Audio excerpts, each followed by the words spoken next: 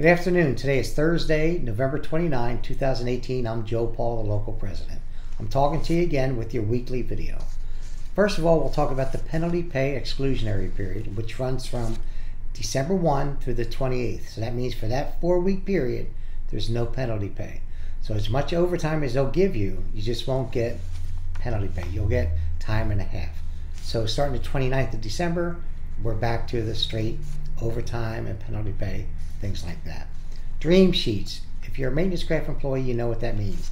It has to do with your PAR. Remember to always keep those updated. We've had some incidences recently where people forgot to update those and they wind up getting jobs that they just didn't want. They forgot that they had that on their list. Make sure you take a look at it. Make sure you take things off that you don't want or add things on there that you do want. The Orlando PNDC turnstile. As you see, I'll be jumping all around today. The turnstile, where we had some problems, as you know, with the security. We're in the process. I just checked about an hour ago. It's going to cost maybe $80,000 or roughly $80,000 to fix. So what they're going to do for now, until they spend over $1 million coming up to do the entire security system, is they're going to wind up putting an access badge reader with the phone outside the actual door. So you'll actually use your badge or the phone if you don't have a badge to get inside there before you actually hit the turnstile. That's going to be the newest thing as a fix, I guess, unless we have problems with it, until they get the new security system. So that's what's going on there. As you saw with my letters, which is also going to be, I'll attach it in the email with this video. And it's talking about, the incident we had where someone had some people walking around the parking lot, shouldn't have been there. And then we had a problem of a fatality, not at the post office, but one of the mail handler craft was killed at her home and things like that. But we do have some problems with the security. Well, I sent a letter to everybody and their brother, pretty much, and sister. We sent it to everywhere. But now I finally got an answer back, which should be posted on all the boards and in this email. Right now, the headquarters facilities are looking into getting gates for the parking lot. They're looking at that for the Orlando PNDC and the Seminole PNDC, and some kind of gate access between the parking lot when you cross that little road there where the trucks come by till you get into the building. So those are things that we'll be looking forward to pretty soon anyway. Discipline cases, way too many.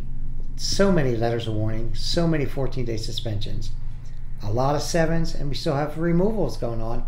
The majority are attendance.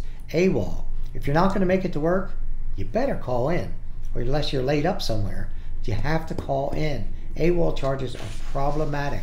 We can't always win all those. It's not good for us, so make sure you do that. DBCS, where you're working one person per machine. Continue filing those. Those are at step 2. We're getting payments. They're in the process of getting more. If you're out in the station, we have 102 other offices. If you're out in customer service and the rural carriers, city carriers, management, doing our work, request a steward, file on that. We cannot have other people doing our work. We don't want to lose any jobs or any work. And we want you compensated for that work too. Let's see, as far as the contract, people are asking me, well, when's this contract going to come through? Right now we have another extension till December 7th. It could go longer, I don't know. All depends on what kind of traction they're getting. If they're getting positive results, or it looks like the national negotiators are doing good in DC with Postal Service, it may go further on an extension. We prefer to get a contract that's fair for our membership prior to going to an arbitrator where whatever they say goes. So we want to make sure that we have a say in what's going on. Let's see what else we have. Inspectors. If an inspector wants to talk to you, management wants to talk to you, you want to do an II, always request a steward. They don't have to give you one unless you ask for one. Make sure. As I always say, it doesn't make you look guilty, it makes you look smart. You got to do that. You got to have that. In the last 2.5 years, we've had about 148 or 49, I'm not exactly sure, conversions. We've had PSEs to PTF career, PSEs to full-time regular, PTFs to full-time regular. We've had 149 in our large local, which is a lot. I'm in the process right now of negotiating with management at both of the big plants, because that's where we're having some movement right now. A lot of the movement you've been seeing has been out in the field in our AOs, associate offices, level 22s and below. We've had a lot of movement in the Orlando PNDC, not as much in Seminole because that's a we're just having problems there. I've got grievances already at step 3 for 12 jobs there, and in the other plant, 12 jobs. But we're hoping to get some movement. I'll know within a month how many. I'm anticipating getting some conversions in both facilities soon. As I hear more, I'll let you know. So kind of keep your fingers crossed, and that'll be a good thing for us. I'm looking for new stewards, always new stewards. And we're going to have another class. I've had 5 already. In January, I'd like to have another one. There's 2 or 3 people that have already requested. We need them from everywhere in our local. We have 102 offices, 3 plants, 3 tours, 3 crafts. We could always use more. Especially in the Orlando PNDC. We can use someone tour 3 even. Tour 1, tour 2. Seminole, same thing. Everywhere, we need more. Let's talk about the rat problem. I was in one of the Lakeland facilities today, and they have rats. I heard that they're like huge, not like mice, huge. Well, I've already challenged that, and they've already taken care of that at the main office in Lakeland, and they're now working on the downtown station, and hopefully, I don't know, I haven't heard about that in the south side, but they're also going to go there. Work safe. It's going to be a lot of hours, as you already know. I know you, tons of people working tons of hours. I just want to take a personal thing here. You know, when you see your stewards, your officers, your alternate stewards, they work every day. They're our voice and your voice in the workplace when management's hassling you or you have some problems.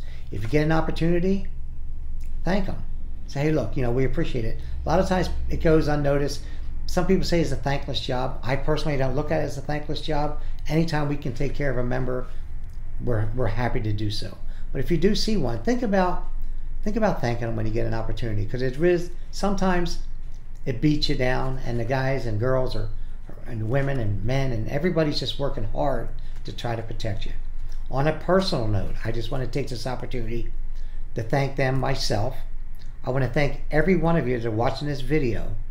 Thank you for being members of our Central Florida area local and proud members of the American Postal Workers Union. And without you, we would be in trouble. We appreciate it, and work safe and enjoy your families over the holiday. Thank you very much.